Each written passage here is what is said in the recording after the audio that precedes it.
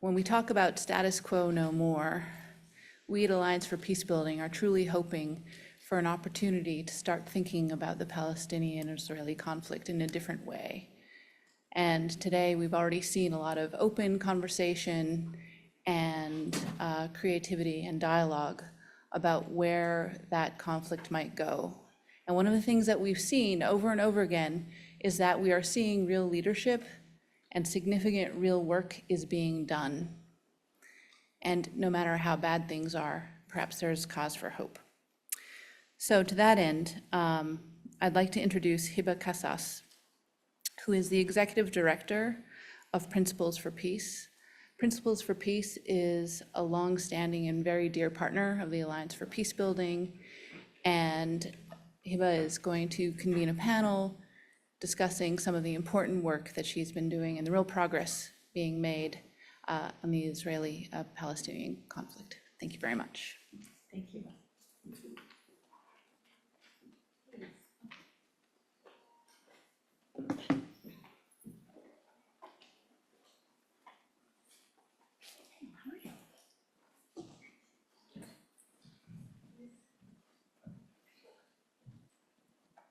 Good afternoon.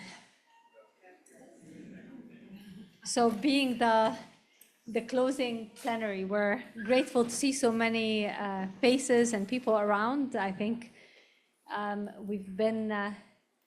conflict have been in the news so much, so I think this is a relevant way to end a session on status quo no more. I think that's what the spirit of this effort is about. I'm Hiba Kassas. I'm the founding executive director of Principles for Peace, and just a couple of words about that. That's a Swiss-based peace-building organizations that promotes and champions a new approach to peacemaking, that promotes a set of standards and principles about peacemaking, that accompanies peace actors in different parts of the world, from Somalia to the Philippines, in bringing the broader peace ecosystem. So not only governments and civil society, but really engaging with business actors, with security actors, with leaders from different backgrounds and different approaches. We are the midwife of an important effort, a locally led effort called the Uniting for Shared Future. And I say the midwife because we are not the architect of it. It is locally led, and it's very organic, and it goes very much with the spirit of the conversation that started yesterday in the opening plenary, when Liz was speaking about the status quo no more, when Shamil was talking about, in this era, the need for coalitions and new collective efforts, and what the very eloquent author of the book just said before that, around what kind of leadership is needed in this era. This effort started post-October 7th, the tragedy that unfolded on that day, which claimed the lives of over 1,200 Israelis, and the war on Gaza and the devastation that has been unfolding, that has claimed also the lives of over 40,000 Palestinians, and the escalation that we're seeing across the region, and the hardship that is also being experienced now in the West Bank, and the continued plight of over 100 hostages that remain in captivity. It brings together leaders from different backgrounds, from business, from security, from civil society, from media, from trade unions, very diverse group of people that share a sentiment that the status quo is not sustainable. It's not delivering security to the Israelis, nor dignity and self-determination to the Palestinians. That at this point of time, we need to break this vicious cycle of containment, of occupation, of violence, of radicalization, and forge a different kind of path forward. A path of mutual recognition of the right of both people for self-determination, for statehood, for independence, for dignity, for safety, for security. And with the failure of the leadership at this point of time to do that, it falls on the people to come together, key people and more people, to activate sympathizers, to bring over and convince the persuadables and the mainstream to shift that narrative. And the role of the international community is key, and the role of those who are operating in solidarity is key, but we need a constructive kind of solidarity. We need the solidarity that embrace these kind of principles in the charter, that this group had the courage that in a very difficult time to come together and say, we are uniting for a shared future. So it's, I'm really humbled and privileged to be sitting amongst many of these leaders and allies, international allies, who have been dedicating many years of their life as well working on this topic and in solidarity with Palestinians and Israelis who are working on this important and noble objective. And we would like to explore in this panel, as you're closing this very important discussions over the past couple of days, how can we move global solidarity towards a constructive space that can move us forward? How can we move from the binary of I stand with Israel and I stand with Palestine to something about I stand with the right of both people for a shared future? And I cannot think of better company to start this conversation and to explore some of the dilemmas, some of the challenges, some of the entry points, some of the silver linings we see, and how these leaders have been working on. So I'd like to introduce them very quickly. And please check them online and check their amazing work, because they all have impressive CVs and careers. And I'm very pleased to start by introducing Tehila Winger, who's an Israeli peace builder and the deputy director of the Two-State Solution Coalition, the Geneva Initiative, which is a very important organization that has been dedicating many years and a lot of effort to work around the idea of a political agreement between the Palestinians and Israelis, and thinking about how it can be feasible, how it can be plausible, and how it can actually work in practice, and have been promoting dialogue and partnership around that. Tehila was supposed to be joined by her Palestinian co-director, Nidal Al-Fuqaha, who was supposed to be with us here today, but of course he got caught up on the borders the day with the escalation with Jordan, when there was the attack on the border. So this is the reality of how complex this work is. To my right, I'm also pleased to introduce Hamza Awawdeh. Hamza is a Palestinian peace builder, activist, and change leader. He developed the Yalla Online Academy, but he's been dedicating many of his years. He looks older than he is. Inspiring and empowering youth. So it comes in handy that he looks younger than he is, because he does invest a lot in youth. And he's been also actively involved in USF. And what I forgot to mention is that the Two-State Solution Coalition are also part of the coordination group of the Uniting for Shared Future effort. I'm also very pleased that we have two very important international allies of Palestinian and Israeli peace builders, starting from the very end. Avi Marstein, he's the founder and president of OLMEP, which is one of the leading civil society organizations network connecting Israeli and Palestinian grassroots movements, and have been really important and instrumental in supporting this and putting it really on the agenda here in the US in promoting more funding and investment in civil society and peace building. And finally, our dear friend Caroline Mays, I like to call her Carolina, the executive director of New Story Leadership, who also brings a lot of experience working in government, in civil society. But New Story Leadership is a great organization that has been bringing also Palestinian and Israeli peace builders together, and have been actively working on different kind of narrative, and have been also actively engaged in the USF. So it's a wonderful panel, as you can see. So I have plenty of questions for them. So we're going to do 2 rounds initially. Then I'd like to hand it to you, also with some questions to you, and then also if you have any questions to them, or you would like to have a conversation with the panelists. And then we'll take it from there. We'll see how efficient they are. I'll try to ask them to try and stick to 5 minutes max per question, so we can actually have multiple rounds. And I'd like to start with Tehila. Tehila, the October 7th attack has changed in so many ways the Israeli society. There's been a great sense of trauma and loss. So how how would you assess its impact really in terms of the picture, the openness within the society to look beyond this tragedy? The polls look very bleak. The move is, we're seeing the mood is going more to the right, but we know that there are, listening to you, and I have the privilege of listening to you for the past couple of days as we're traveling together. You always talk about the fault lines, the threats, but you always talk about the silver lining. So can you shed light on that? Thanks, Hiba. As Hiba said, and it's come up a few times now, I don't think that there's a more appropriate title for our issue than the title of this conference, Status Quo No More. The status quo in the Israeli-Palestinian conflict has imploded, or rather exploded. And the question, one of the questions that's keeping many of us up at night in the region is, all right, the status quo is dead, what is replacing it? And we don't have a clear answer for that yet. We're very much at a crossroads in this conflict.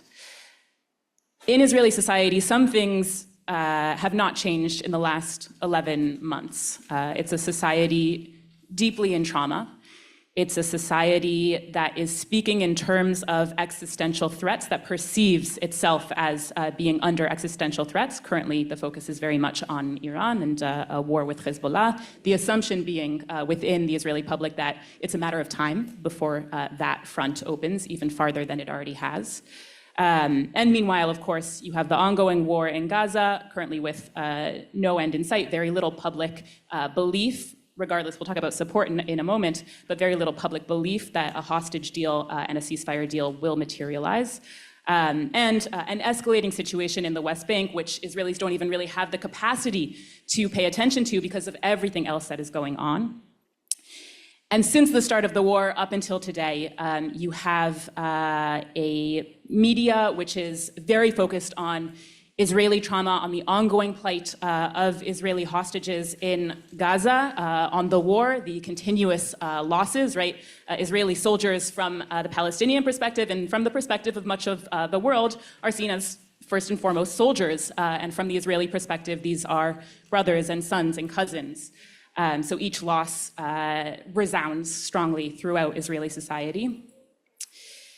Those things have not changed, and we're essentially living in two parallel realities, Israeli society and Palestinian society, and you'll hear more in a moment from the Palestinian side. But I think nothing comes close to the divide in perception of reality, of the basic facts of what happened on October 7th and what has happened since. The closest thing that I can compare it to is 1948 and the difference in narratives around that between Israelis and Palestinians. And meanwhile, levels of communication channels and opportunities for actually speaking directly to Palestinians have never been lower. And we can talk about that further as we go on. So that's one side of the picture, and it's certainly bleak. I do want to talk as well about the things that have changed significantly. At the beginning of the war, Israeli public opinion was united about the necessity and the justice of the war in Gaza. There was very little disagreement within the Israeli mainstream about the need to go into Gaza to take care of the Hamas threat, to allow Israeli families to return to the border with Gaza and feel safe, and generally a large mainstream consensus around this idea of total victory, which is Prime Minister Netanyahu's slogan: we need total victory against Hamas. 11 months later, you have a majority in Israeli society, over 50%, that supports a hostage ceasefire deal. You have a public that is split, not just a public, you have a coalition government that is split between the military and the political elites, with the military side essentially saying, we need to move on from Gaza. We need the ceasefire deal. We need to get the hostages out, and the only way to do that is through negotiations. We cannot achieve that militarily. And political voices that currently hold power on most of the policy decisions, saying the opposite. No, we need to stay in Gaza essentially indefinitely, and we refuse to make the concessions that are necessary in order to bring the hostages home. And you have, for the first time, basically military elite saying total victory is a myth, that we cannot achieve this solely on the strength of arms, and you need a political solution and a political way forward in order to complement what the military has accomplished. Israeli public opinion is against endless, interminable occupation of Gaza. We see that very clearly in the polls. 5 years from now, do you want Israeli soldiers to be in Gaza? The vast majority of Israelis say no.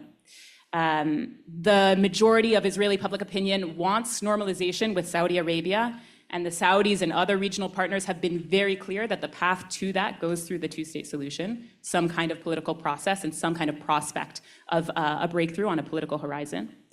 And again, the vast majority of Israelis want a hostage deal and a ceasefire. A hostage deal, even if it comes at the expense of a ceasefire, which they do see as a concession. So what we have right now is a growing division between where the Israeli public is at and where Israeli leadership is at. Because you have a governing coalition right now where all of the policies are against those points that I just made. And the reason why the government can and continues to stand against those points is because essentially the base, the political base, and particularly the far-right partners within that coalition government have said, these are all red lines for us. We need to continue the war in Gaza essentially indefinitely. How do we break through that, since the point of this talk is to talk about silver linings and ways forward? Thank you. First of all, preparing the ground for a political shift within Israel. In public opinion polls, we do see that we're talking about a pretty significant shift when Israeli elections happen. They're scheduled for 2026. It's very rare, if you look at Israeli history, that we've made it all the way to the scheduled date of election, so probably sooner than that. And when that time comes, when you do have a shift in leadership, right now we have this vacuum because on the one hand, we have the hard right in Israel saying, embracing war forever, right? Basically saying, we're going to live by the sword. That is the solution. That's the only solution. We're surrounded by enemies, and we just need to embrace the fact that we're always going to be in this existential crisis mode. And they're actually selling that as a vision for the continuity of the conflict. That's not really a national vision. It may be a election campaign, but they don't have anyone standing up in the opposition providing an alternative vision, saying, no, we can actually end this conflict, and here are the ways that we do so. So a lot of our work on the Israeli side of the Geneva Initiative is trying to prepare the ground for an active opposition that can say, here is a proactive vision of the future that looks different, and we can get more into that later on. Thank you very much, Tehila. I think it's interesting to always to hear you talk about the polling, Tehila, because I think it's what is really interesting is sometimes the contrast of how we're looking at this externally versus the nuances of what's happening on the ground, even amongst those who are following very closely the Israeli-Palestinian conflict. Because if you look purely from the outside, you think with the rising drumbeat of radical voices, there is no support, there is no appetite around a two-state solution. But when you're doing the polling, you recognize that the psychology of the trauma is also affecting how people are looking at this on the ground. But there are entry points. And I think usually the statistic that you use that strikes me most when you're talking about support to the two-state solution, around 32%. If you ask outright now the Israeli public, 32% would say they support the two-state solution. But when you're framing it as part of a regional normalization agenda and a political and security framework with the two-state solution as part of it, then you get a majority in Israeli public. And that nuance is very important because it shows that it's not a lost cause, that there are actually entry points, but we need to be very nuanced.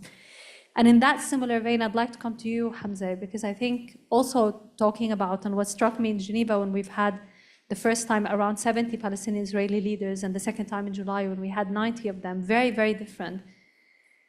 But in those moments when we've shared, we saw the very strong bond of shared loss and pain an intergenerational trauma that was very, very visible on display. And I think October 7th and the war in Gaza also had created seismic shifts within Palestinian society. So can you share with us, from the Palestinian side, how did it affect the Palestinians? But also, I know you've been a peace activist for a long time. So how did it also affect peace building activists on the ground? Thank you, Hiba. I think, which is really natural, on October 7th, it was a surprise for most of the people, except those who carried out October 7th. And people were really scared. I remember on October 7th, I was still in Ramallah, streets were empty, even though no one announced strike or the army called for curfew. People genuinely stayed home because they were scared. And no one knew what's going to happen, but everyone expected the worst. And with the time, I think people had expectations, they were disappointed. I think my camp thought that there's an international system and there is international community and they will make sure things will not cross red lines, and we were disappointed. But also the camp of Hamas, or so-called resistance, they thought that the region will, like the regional allies will step in and help them, and they were also disappointed. The general public was really and still very scared until this moment of ethnic cleansing in Gaza, also in the West Bank, seeing this Israeli government and Ben Gvir handing guns to the settlers in the West Bank, that they see that the Gaza Strip eventually will become like the West Bank now, and the West Bank will become like Gaza, meaning that there will be destruction in the West Bank and there will be massive casualties, and Gaza will be governed directly by the Israeli army with local maybe governance.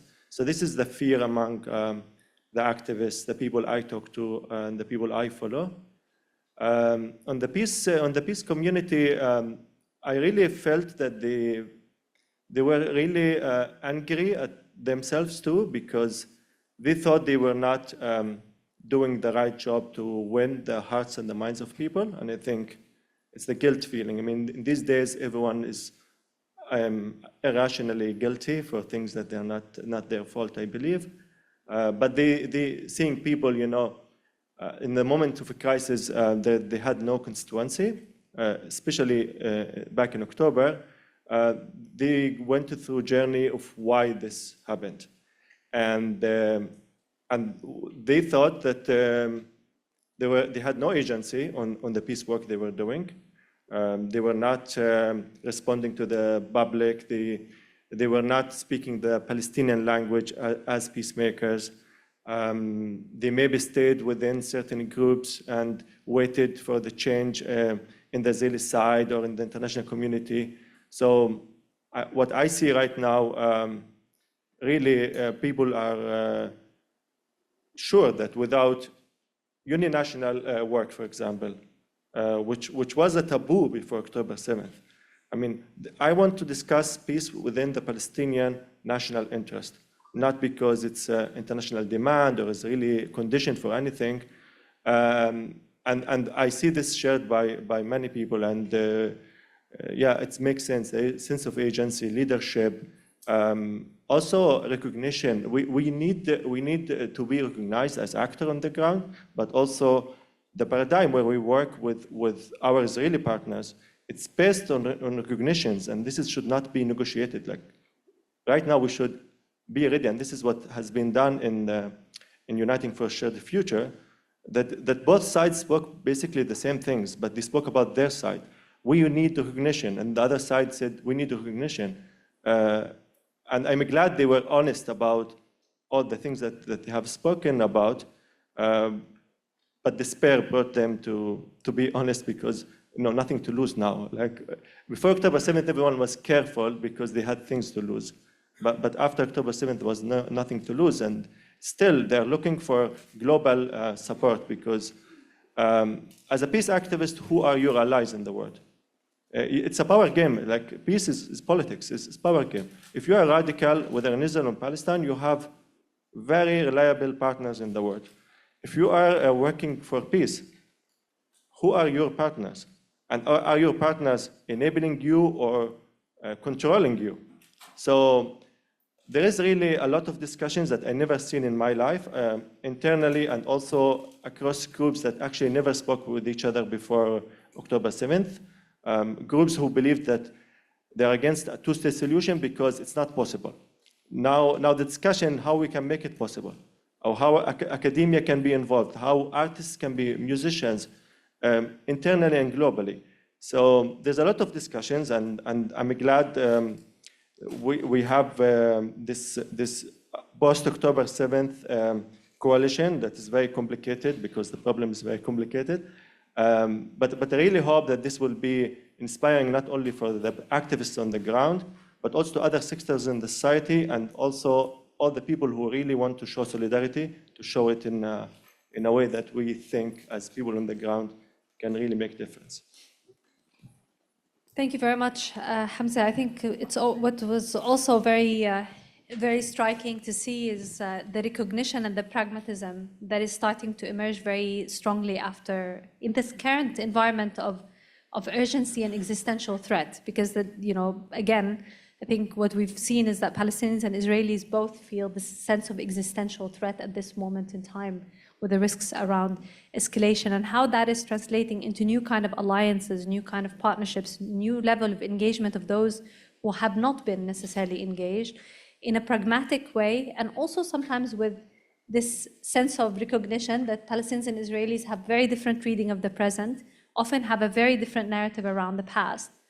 But where there could be some common ground is around the vision for the future, even in terms of self-interest. And you've talked about peace as a self-interest for Palestinians to realize their self-determination, and peace and a political solution. I think you alluded to that, Tehila, as a security imperative for Israel, and as part of a broader deterrence also strategy for Israel. And these kind of arguments are some of the arguments that are starting to open up potentially new allies, and potentially can move the peace effort from the fringe to the center stage, and from the left to the center, and to different alliances. So with that, I'd like to come to you, Caroline, and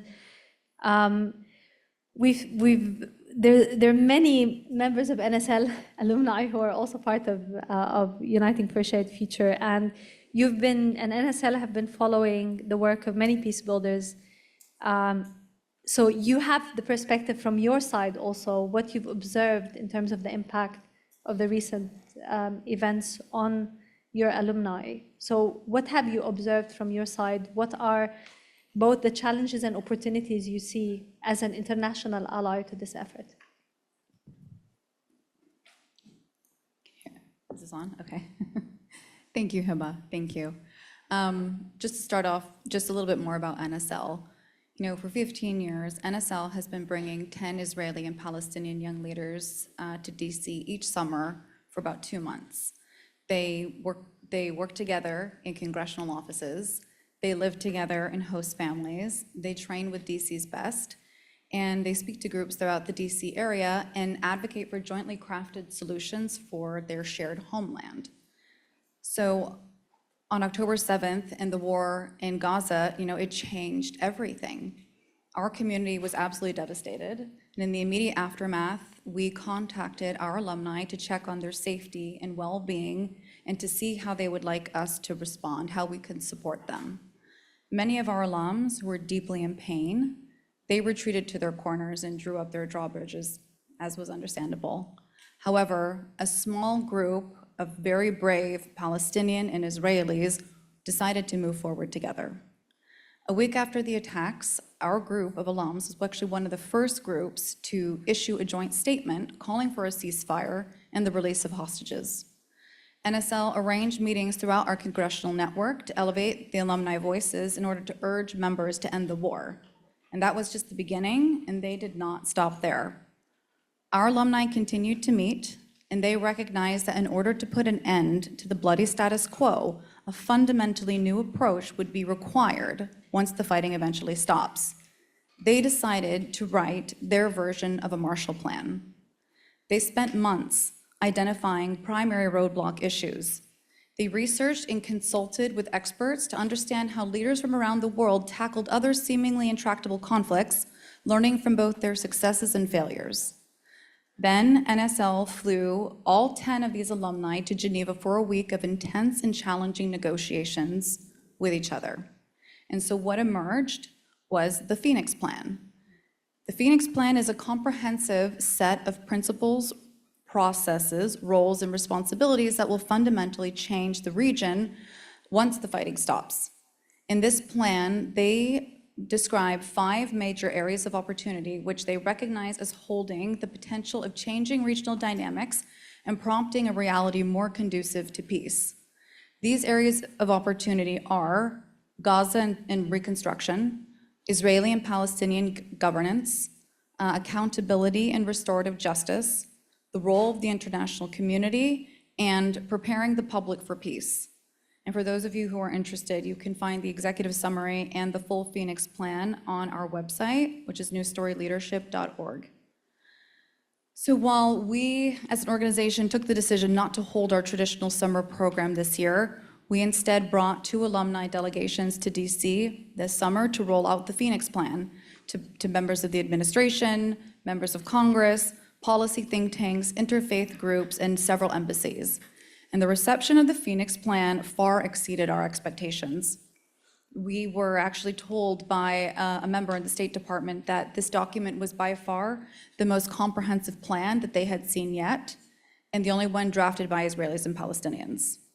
We had Congressman Jamie Raskin and Brad Schneider formally introduce the Phoenix Plan in a congressional forum where they asked questions with members and staff for about an hour and a half. And an interesting outcome of our meeting was that multiple members of Congress expressed a deep desire to support and help create a Phoenix Caucus as a way to promote and build momentum on Capitol Hill. So there is something for everyone in the Phoenix Plan. Our goal was to build legitimacy for the plan and to create a movement. And while the war has posed great challenges for the peace camp, there are new opportunities for alliances and activism.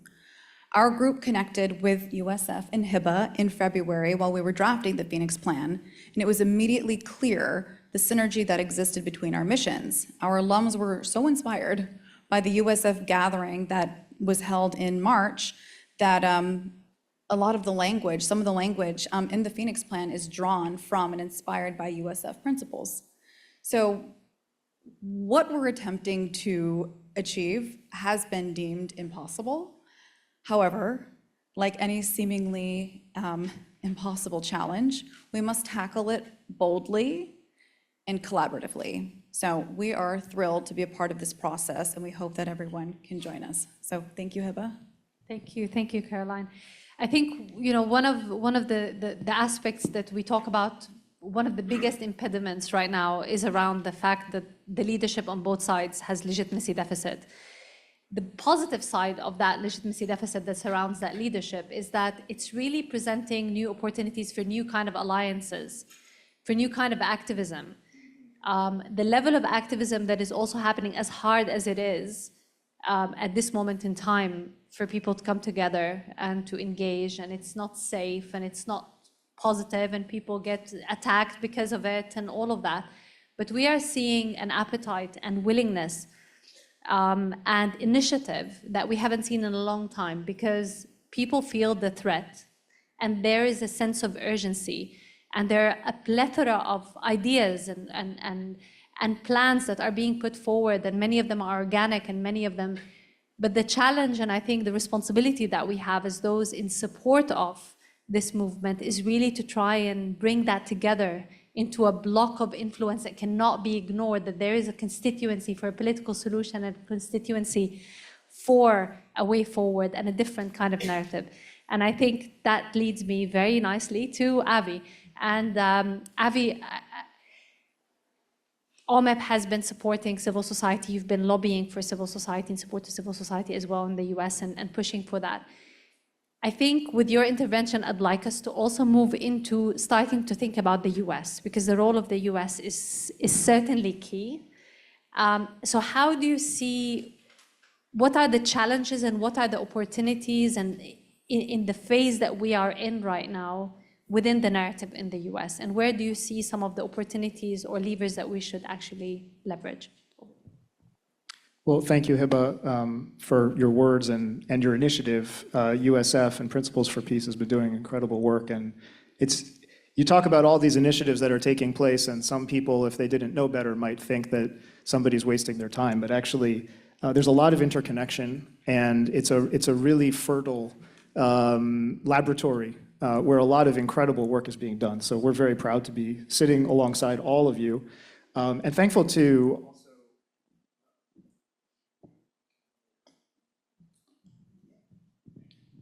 sorry about that.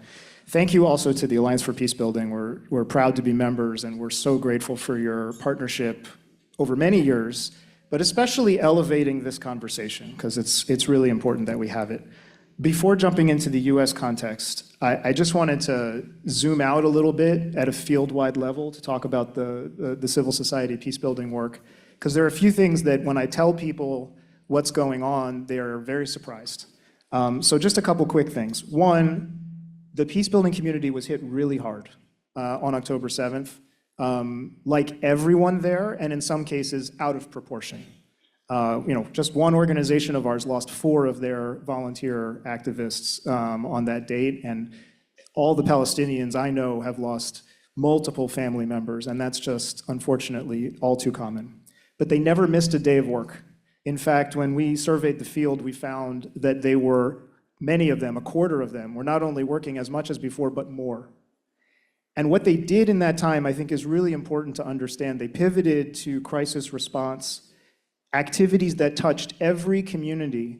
There's work to help people in Gaza, getting water, getting shelters. There's work to help displaced people in Israel. There's work in the West Bank. Everywhere, they are touching communities, and the reason that's important, there was a mention about credibility, that's going to be a reservoir of credibility that they're building by impacting people's real lives. And they're going to be uninational conversations, and there's going to be binational conversations. What they're doing now is going to help lay the groundwork for that. The last thing I just want to call out is we're seeing rising, fresh voices and ideas. And there's no better example than both USF and the New Story leadership effort, the Phoenix Plan. And there's a lot more out there. And I just think we need to recognize that is not accidental. This has been the groundwork for these young leaders and less young leaders, but coming out with their new ideas and rising in this really difficult moment. They've been prepared and preparing for this for many years. So I just wanted to put that context out there, and also to mention the field is resilient, it's mature, it's networked. These are things we can say now that we couldn't say 30 years ago. So file that away in the back of your mind. The last thing is we share values. And this was, I think, where we started when we all just woke up to the horrors that started almost a year ago and have continued. How do you continue? You roll up your sleeves and do something together, and you discover that you share values. And USF, gathered to discover these principles through an intensive set of meetings. We actually did an AI-based online discussion through a platform to sample the peace building field as a whole. And actually, a lot of what we found very much aligns with the principles that USF came out with. And I think that's really important. It means people have the same values motivating them, and oftentimes we find that they're actually rowing in the same direction. So to shift briefly to the US, we've obviously all been touched by this. We, ALMEP, have had inquiries from everything from middle schools to religious institutions to workplaces. I gave a talk at a health insurance company because their employees were bringing the Israeli-Palestinian conflict to work, which is crazy. And unfortunately, people don't have the language or the tools or the background to understand how to do that in a constructive way. There's pain, there's fear. This situation is super confusing if you're trying to apply what you know from other places, or you're trying to understand what's up and what's down, and a lot of hopelessness because people don't know what they can do. Threats, we think about what are the threats in this situation, and from a US perspective, of course, there's the threat of regional war and getting sucked in, and the allies that we have. But I actually think, and this is something that touches all of us who are here and some of us quite personally, we have a threat of losing even more than we've lost right now. I think in particular two things. One, losing the dream. Israelis, Jews, and Palestinians actually share the same dream, though most of them wouldn't like to admit it. They want to live in their homeland in peace and security and freedom with independence. And we're at risk of losing that dream because of how extreme this has gotten and the chance of such escalation. And I would add, even if you had an Israel or a Palestine, it could be one in name only, not the one that people want to live in, not the liberal democracies that those people deserve. The second thing we're at risk of losing is ourselves. And as someone who lives here, something I worry a lot about. Our human values have been completely scrambled by this. People don't know how to hold in their hearts and their minds both the tragedy that has struck Israelis and the tragedy that has struck Palestinians. They don't know what to do with that. And so I think we really need to look for the openings. And I call it openings because opportunities feels like something you can get it, you cannot get it, and you're no worse off. But actually, there's a space that has opened, and someone's ideas and activities are going to fill that space. There's an opening for that to be good actors, and there's an opening for that to be bad ones. And we really have to seize that moment with the work of peace building into people's minds, into facts on the ground, and really all of the things, this was mentioned earlier, and with this I'll shut up, the idea that there are interests in regional normalization, the idea that we're going to have to rebuild Gaza, and so much more, all of those things are predicated on stability. And stability requires conflict resolution. And conflict resolution requires the peace builders, which is why we have to embrace them, invest in them, amplify them, and scale them. Thank you very much, Avi. And I think you said it very clearly, and often many in these convenings that we've been holding, it boils down to a very simple realization, which drives a lot of the pragmatism that brings Palestinians and Israelis at this moment in this very difficult time together, is the very simple fact that you have around 7.5 million Palestinians, 7.5 million Israeli Jews between the river and the sea. So they either are going to learn how to live together or die together like idiots, as Martin Luther King Jr. Very eloquently once said. And that is the simple reality, because I think many want to go to very extreme positions, in their attempts of solidarity. But the reality is that many on the ground right now are thinking, how do we move forward with this? And it's a very difficult question to have, because in the midst of it, it's a very complex reality. So, which then brings me to the second part, because now I would like to, and this is really, I'd like us to do it a bit like a lightning round, and because I'd like to open it to the group and everyone around. I have two questions for you. One, how do we shift the narrative? I think I'd like to focus first, maybe just give us a quick sense of how do we shift the narrative from your perspective. You can focus internally on Israel. And I think the second part, what would be your key recommendations for everyone around here around how can we move external solidarity to a more constructive type of solidarity that can help Israelis and Palestinians, peace builders at this moment in time? Tahila. So I'll actually start with the second question because it feeds into my answer to the first. The level of polarization around our conflict has always been quite high, and it's never been higher than after October 7th and the war in Gaza. It's been extremely frustrating to watch that unfold from Israel and for our partners as well, based in Ramallah. Because from our perspective, if you are exclusively pro-Israeli or exclusively pro-Palestinian, then the people you're really supporting are the extremes on both sides, because that is their narrative. They frame everything as a zero-sum game, us or them. And for those who buy into that and say, yeah, we believe that, in the Palestinian right of return and the erasure of Israel as a state, that really helps Minister Smotrich and his camp. That frames their narrative in a way where they can say, look, it's us or them. It's Israel or the Palestinians, and obviously we're going to choose us. And what we're trying to do is to reframe the narrative, both on the Israeli and the Palestinian side, to one of, it's both of us.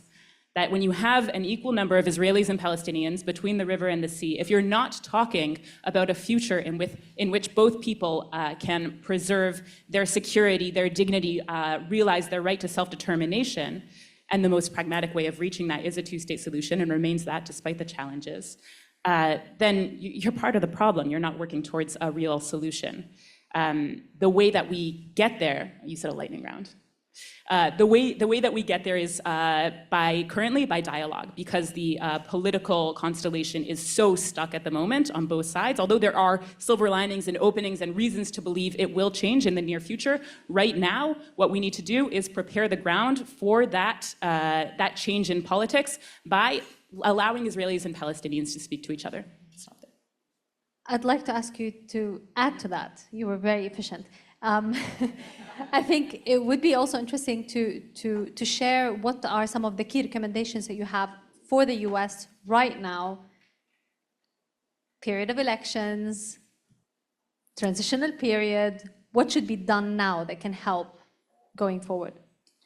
So when you have a US president who is coming to the end of his term and is not going to continue, you actually have a very unique opportunity from a foreign policy perspective for bold moves. There's not much that can be done on the domestic policy agenda. There is precedent for actions, especially in our context, in the Israeli-Palestinian conflict, for statements, actions. For example, when President Obama was in this exact window, the US allowed the UN Security Council resolution regarding our conflict to pass. They did not veto it, and that was very controversial from an Israeli perspective, but that's one example of something that could be done right now in this interim period, in this window, and President Biden, in contrast to President Obama, actually has the political capital and credibility within Israeli society that such a move would not necessarily be seen as solely aggressive and a threat to Israel and so on and so forth, because he's seen as such a steadfast friend to Israel. Moves like that are seemingly symbolic, but actually have a lot of resonance, particularly for the characters, the leadership within Israeli society that may replace the current coalition government. When Israeli politicians who are in the center or the left, or not even on the right, but don't align themselves with Netanyahu, when they talk about some version of a political process, negotiations with the Palestinians, they're not doing so, they're not framing it in terms of morality or empathy for the Palestinians. They don't see that there is a need or an ask for that within the Israeli public. The level of trauma and distrust actually turns them against that. What they're citing are two things: regional normalization, right, peace with the Saudis, and international pressure or support. Which means that right now, the one real path towards change in our conflict runs through the international community and the messaging that the international community is sending Israelis, the Israeli public, and the Israeli leadership. Thank you, Tehila. Hamza.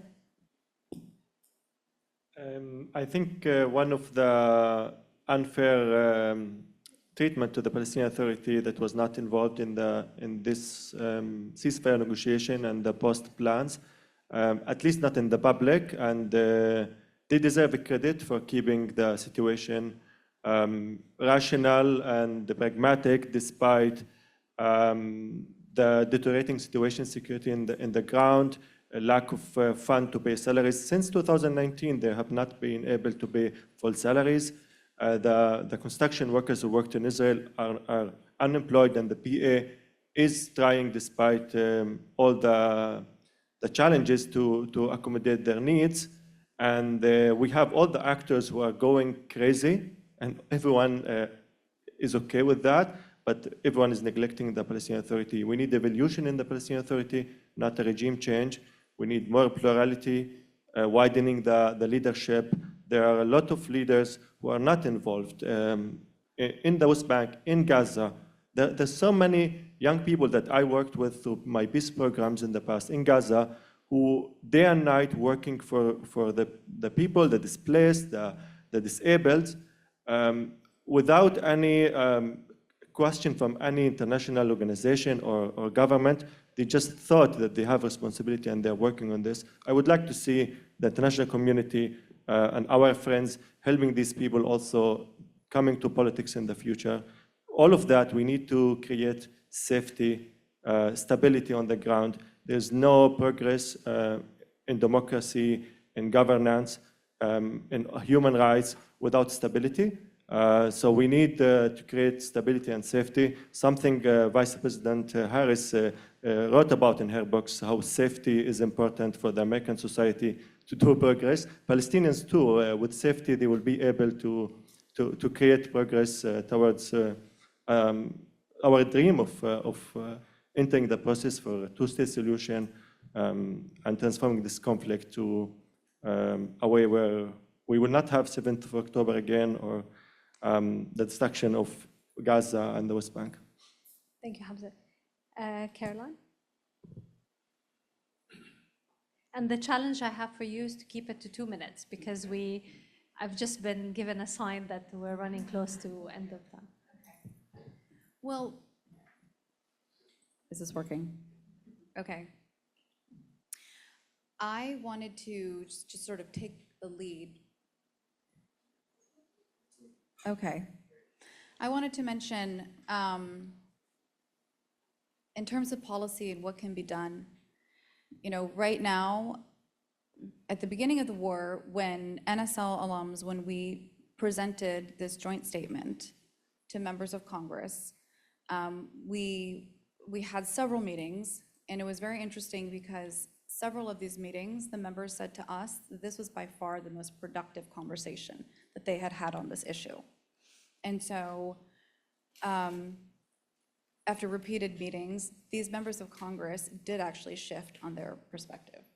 And so the role of advocacy and of centering Israeli and Palestinian voices is so important. And so when we've talked about policy recommendations, something that I heard over and over with my alumni as we were drafting the Phoenix Plan was, regarding the role of the international community, is that they want, and as Eva had mentioned earlier, the international community to be more play the role of the midwife as opposed to the architect.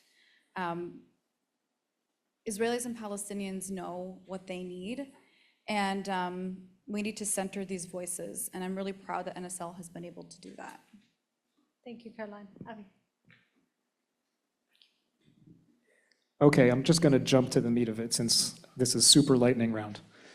Of course, we need a ceasefire hostage deal. The U.S. administration is already working on that, and allies, and they'll do whatever they can to get there, but it's not totally in their hands.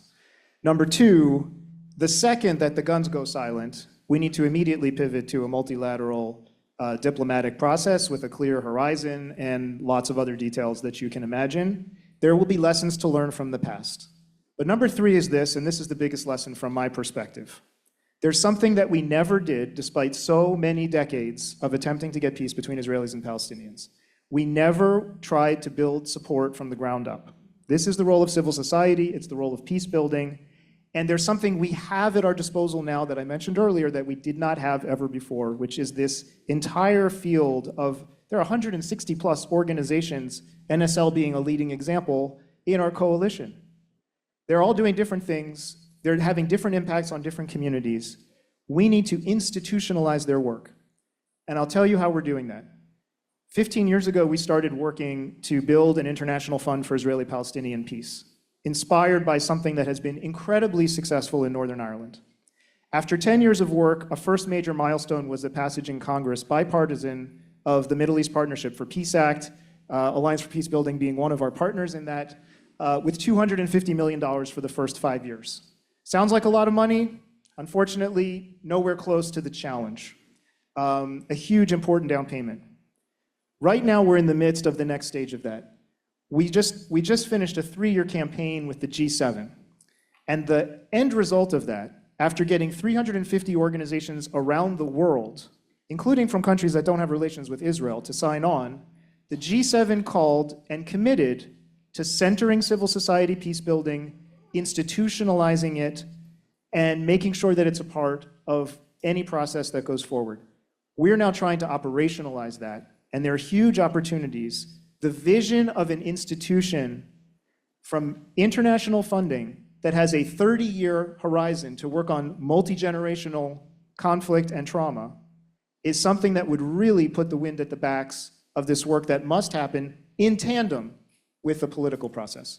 Thank you very much, Avi, and to all our panelists for great intervention. I'd like to call on Jonathan Kessler, who leads a very interesting initiative of Peaceworks on campus, just to share with us a few thoughts about how you're thinking about depolarizing narrative in the US. The challenge, Jonathan, is that you have around, I know I told you before 4 minutes, but the time is running tight. Just a few minutes, okay? So I've just been given it's okay to take the 4 minutes. So it's okay to take the 4 minutes. So I'd like to pass you the microphone so you could just share your thoughts with us.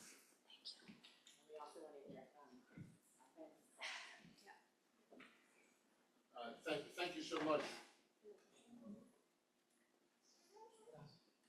Thank you so much.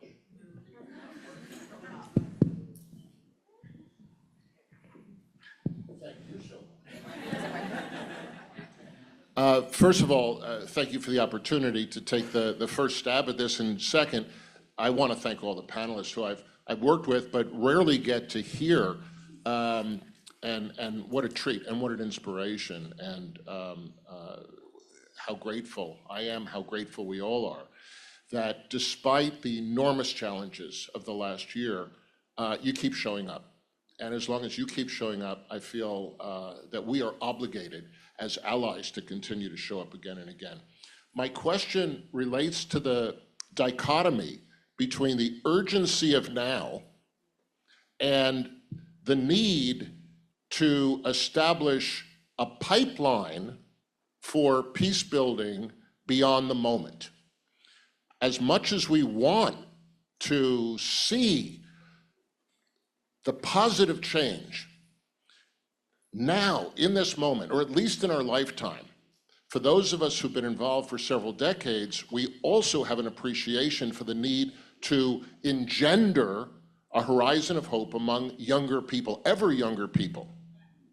And tragically, among Israelis, among Palestinians, even among Americans, you don't see the hopeful idealism that we usually associate with younger people.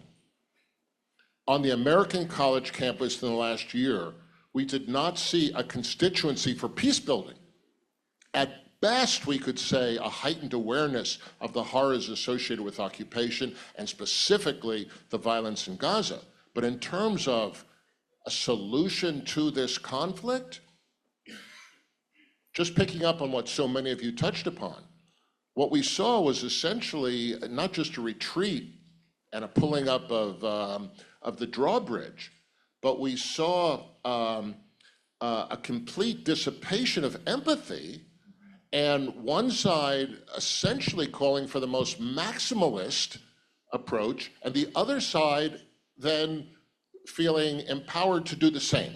And I don't even know which side was the first, but for one side to say, you know, enough of the other side, and then the response to be, no, enough of the other side, the question that I'm left with is, how do we create the horizon of hope for the next generation, and specifically for the next generation of Americans that we'd like to see be constructive and not destructive with regard to the implementation of future US policy?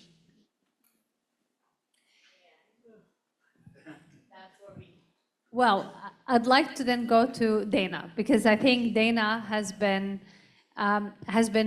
very actively engaging with us from the very, very early days in thinking about this question of how do we shift narrative? How do we shift public opinion? So Dana. And if we start with Jonathan's observation, right, I think that issue is not just that partisanship, it's not just on campuses. If you think in terms of target audiences more widely, there's active partisans for either the Palestinian side or the Israeli side, and then there are the cynical and the skeptical, right, who say, yeah, what is this? This is going to be Mideast process number 17. They hate each other in the context of a highly securitized US set of concerns, Iran, nukes, Sunni VEOs, that kind of thing. So how do we crack that? What is the essential, if I'm going to communicate, if I'm going to run a campaign that cracks that, and what I heard from here, there are all the rhetorical resources that we need to do that. The first is the moment of realization that we were talking about. The people of peace in the region going, we have to do something different, right? That kind of deep, because if you're going to communicate, you have to have a story that is a narrative, a plot. You have to have emotions, and you have to have exemplar facts for people to hang our rational brains on. So you have that moment of realization. Then you have to have the story and the sense of capacity. Look, the people of peace, because to some degree we got to take it away from the leadership narratively, right? We're tired of the leaders. We're tired of the PA. We're tired of Netanyahu. The people of peace have the capacity to do this. We are willing to sit down and do the hard yards, to use the American football metaphor, to do the hard work to work this through.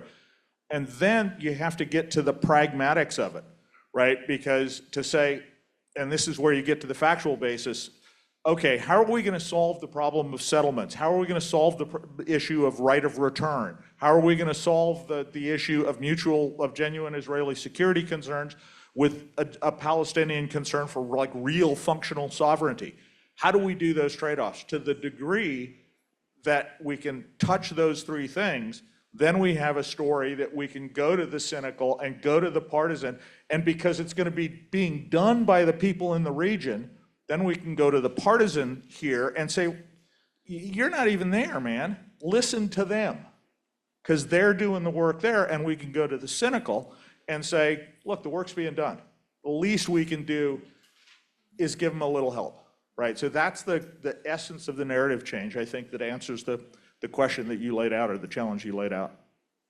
And that's what we're going to be working on here. When Hiba called me to talk about this coalition, I don't know, last year, I don't even know when it was, and I said, look, AFP, we can't be leading this with you. You have to do it, because the US is part of the conflict, but we can be part of the solution here in changing the narrative. And that's what Dana and Hiba and all of us have been talking about.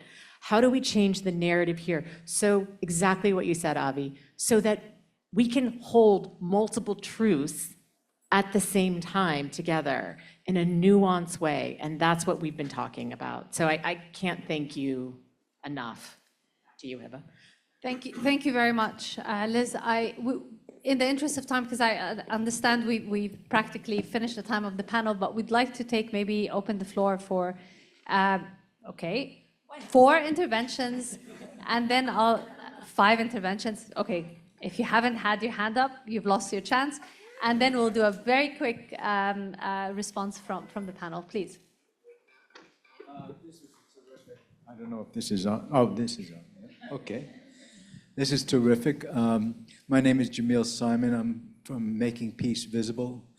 And I think, what your panel has demonstrated is that there's really a lot of peace-building effort in Israel, but it's one of the best kept secrets in the world.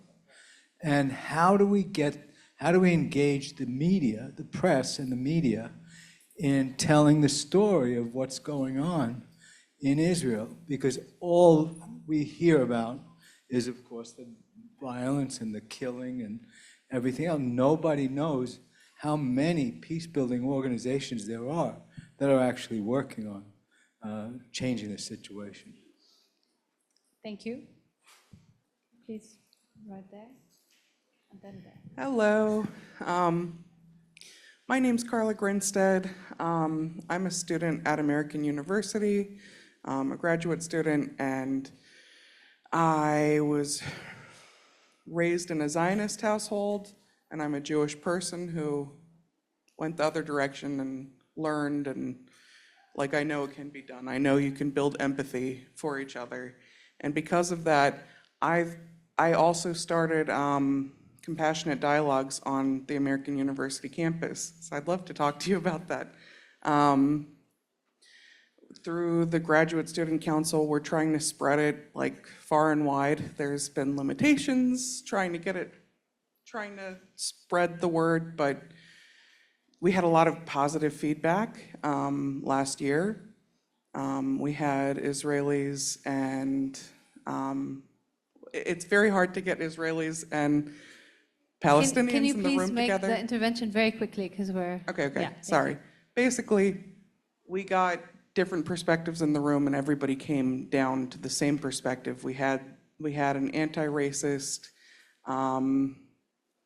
facilitator, and he got us all to the core of our mutual fears, mutual need for security, and the whole room was empathizing with each other. And I do believe that dialogue can at least help create peace in the future. Great, thank you. I'm 1 minute. Catherine Hughes-Freytek, Solidarity 2020 and Beyond. I've been working on this issue since 1988 when I went to Palestine, Israel with the first Intifada. I'm also with Jewish Voice for Peace. I just have a very different position, and I'm really thankful for you all, for your discussion, for Alliance for Peace Building. I've been a member for a while.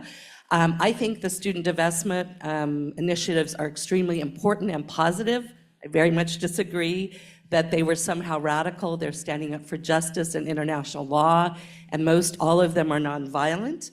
I'm strongly for BDS. I think it's extremely important. It's a peaceful tactic, and it's one of the ones that has shown the most power and results thus far to move things.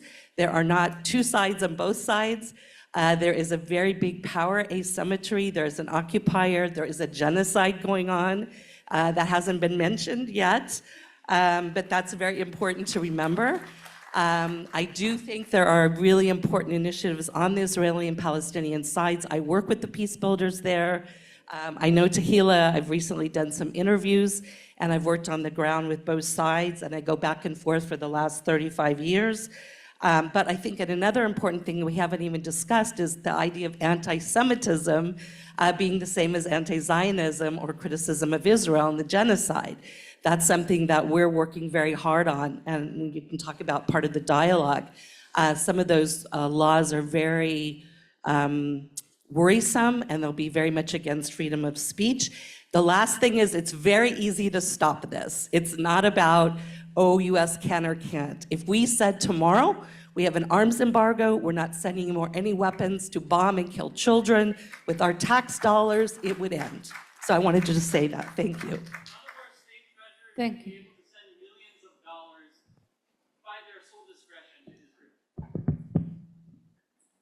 Thank you. There was one more hand up here, or, right, please. Thank you, by the way, for being here. I'm really curious to see what resident messages are coming through on the ground. Like, what are the concepts and the stories that are getting through across the polarization? Thank you very much. So, in the interest of time, I'm going to pass the floor, if I may, just to Hamza and Tehila to quickly respond to this, if that's okay with you. And then we will wrap it up, and then we will stick around a bit outside for, for 10 minutes or so, if anyone would like to pick up this conversation. So I'll come to you first, Hamza. Just react to any of the questions that you've heard, or just share your last thoughts. I think the US has been on the side of solution in Northern Ireland, and they brought peace. The US as a whole, with all its institutions and communities, until now, they're not effectively in the side of solution. We have the president and the Congress inside of Israel. We have the students in the side of Palestine. We can't talk about one without talking about the other. Our survivals as Palestinians and Jews in that land depends on honest, solution-oriented attitude by America as a whole.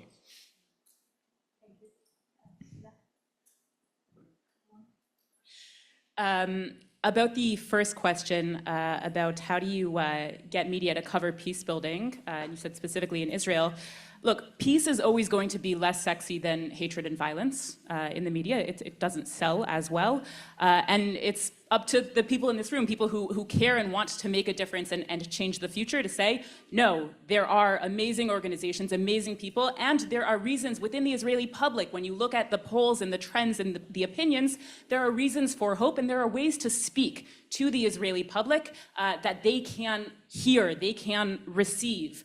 A lot of that is around terminology and framing, and a lot of the messages that we heard before would not be accepted in a room full of Israelis. And I think it's important to remember, yes, 100%, it's an asymmetrical conflict, but there are two sides within this conflict, and one of them is Israel and Israelis, and they need to be at the table at the end of the day signing that agreement with the Palestinians. So you do need to figure out how to speak to them in a way that they can hear. And I think that is critical. Just like when you're in a room with Palestinians, you need to be using language, empathy, and understanding of where they're coming from in a way that they can hear. And a lot of our work is just building that basic understanding up on both sides.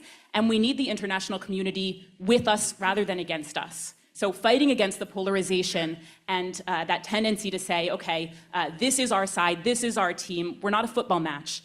At the end of the day, people's lives are very much at stake, and the way to stop that cycle of violence is to be able to speak to both sides in a way that they can hear. Thank you. Look, as usual, we could do with a lot more time to discuss, because I think a lot of the interventions also from the floor raised very legitimate and very thoughtful comments and sentiments, which many share. I think it goes without saying, and I say this also, I have multiple hats. I'm a Palestinian, okay? And we lost people in this, and family members and friends in this conflict. What I can say is, and as a peace builder, putting my other hat now, is that the path to peace is always shorter from the midst of pain and loss than from the status quo. So at this point of time, in the midst of loss, in the midst of pain, it is our collective responsibility, whether we've been directly affected or whether we are sitting on the margins and actually fighting for what we believe is right, is to actually try and bridge and support and provide the kind of solidarity that can stop the pain, the loss, the suffering because you want to stand with victims. 40,000 Gazans have been killed. 1,600 Israelis have been killed. When do we say enough is enough? That's why our coalition is saying we have 3 key priorities right now. One, we want to see an end to the war through a ceasefire deal and the release of the hostages. We want to see a resumption of a political process, because khalas, enough is enough. Enough to the status quo. We don't want to go back. We don't want more loss. We don't want more blood. We don't want more pain. We don't want more suffering. And we need to promote peace. It doesn't come automatically. So it's very important that we invest, that we rehumanize, that we re-empathize, that we build bridges, short and long bridges. And we start to do that. Those who are losing people on the ground, it's harder for them. It's easier for you here sitting in the comfort of the United States. It's easier for me than my family members who are back home sitting in Switzerland, running a peace-building organization. So it's our responsibility to see reason, to be the sound of reason, and to push. And that's why we're saying it takes work of the many, not only of those who are in the civil society and don't have access to power. Their role is important. They need to be supported. We need to invest in them. But we also need those with power, with connection to power, with hands in security, with those who are influencing arms and arms sales. We also need those who have access to power and money, who shift the calculus of decision makers, and we need to engage them in a way that is principled, but that is also pragmatic. And that's why again, our coalition have decided that we're not going to only go to the left, we're going to also to the center. We don't want to be on the fringe, we want to reach the mainstream, we want to reach the persuadables, we want to find even allies amongst those who are self-interested to forge a path out of this pain and out of this destruction and out of this conflict and bring an end to this occupation and bring on the principles of mutual recognition of the right of both people for safety, for security, for dignity, for healing, and for statehood and independence. That's what we stand for, and we stand for it unapologetically. So thank you very much for joining us. Thank you.